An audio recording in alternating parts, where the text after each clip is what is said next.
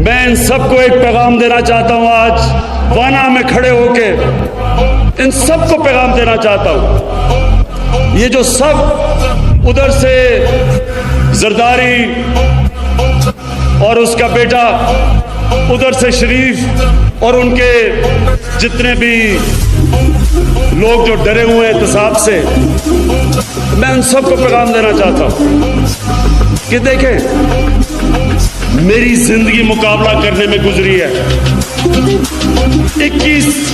21 साल खेलों की ग्राउंडों में मैंने मुकाबला किया। 22 साल मैंने सियासत की ग्राउंडों में मुकाबला किया। मैं यहां पहुंचा हूं एक बड़ी लंबी जद्दोजहद से।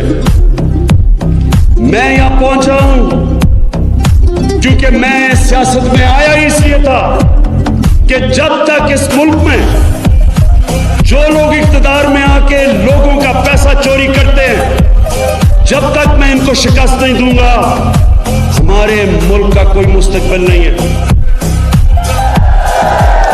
मैं ना कोई फैक्ट्रियां बनाने आया था, ना कोई बाहर महलात खरीदने आया था। मैं तो आया था इनका एहतसाब करने। और जब तक मैं जिंदा हूं, मैंने इनको, जिन लोगों ने इस मुल्क को लूटा है, ना कभी कोई एनआरओ होगी, ना मैं इनको माफ करूंगा।